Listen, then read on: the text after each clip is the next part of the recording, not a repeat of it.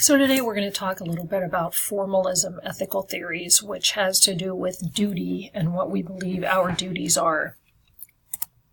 Think about this, that sometimes our actions produce bad results, even if our intentions are good. So the idea here is, what should we be doing at any point in time? And I'm afraid my voice is a little scratchy today, so bear with me on that.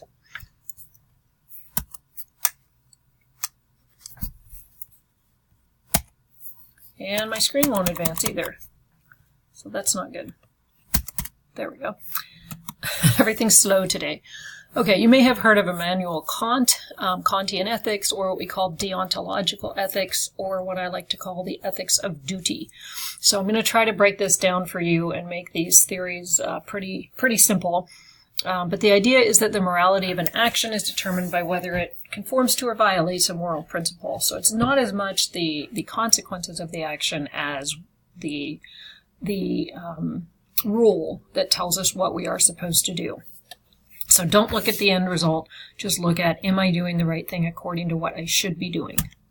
There's a difference between duties and inclinations. Inclinations are, what's my thought about how things should turn out, how I should be, that sort of thing. A duty is actually a moral obligation, not just how I like things to be, but how I have to do things, what I ought to do, whether it's convenient, whether it's popular, whether it results in an unforeseen outcome. It doesn't really matter so much as long as I'm doing what it is I believe I'm supposed to do. And this is fundamental to Kant's view of ethics. The categorical imperative is the main part of his ethics theme.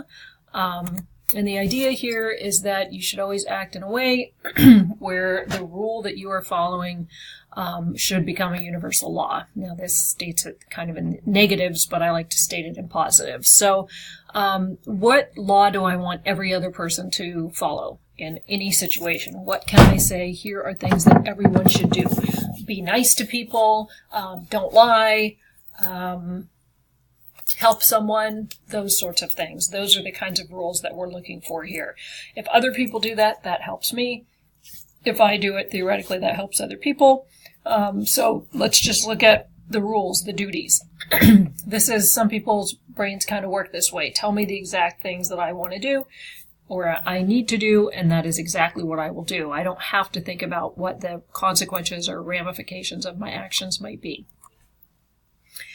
So the hypothetical imperative is the means to obtaining something else where there is no moral duty to do so. The practical imperative says you act in such a way that you treat everyone always the same, as an end, not as a means. In Kant's kingdom of ends, that's an ideal state in which rational beings are united through common objective universal laws, again, which apply to every single person. So no matter what your background, what your religious theories, your associations, whatever, everyone follows the exact same rules. So reasonable people accept those rules, whether they're on the receiving end or the giving end of the action. As long as you have abided by that rule, I'm happy, and I'm going to say that everything you did was okay. And moral and ethical, and that's what we want to keep in mind. This has been criticized for not being flexible. You can probably think of all kinds of exceptions to every single rule. Normally we don't lie, but if, a doctor knows that a person has 2 days left to live, instead of saying that, they might say, well, you don't have a ton of time, but you have some time, instead of giving the exact number of days and minutes that they think a person will have. The consequences of the truthfulness shouldn't be used as a justification for lying under Kant's philosophy, but we do that. It just doesn't allow for any exceptions, and this contradicts our common experience. You shouldn't speed, that's a rule. Well, that's true, but if I am getting my, sick grandmother to the hospital and she's having a heart attack, perhaps speeding is okay.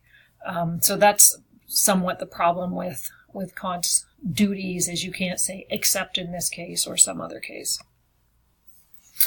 Okay, so think about all kinds of different moral actions and think about what duties are if you just had to make up a list. And again, not thinking about exceptions or strange things that might happen, but in general, what are rules that we can say, yes, I want everyone else to follow those rules, and I want to follow them myself. Once you come up with that list of rules, start applying it to various situations, and then see if you like the idea of having these basic rules where there are no exceptions for them. And then when we talk about utilitarian theories, we will take a look at which you prefer in any given situation.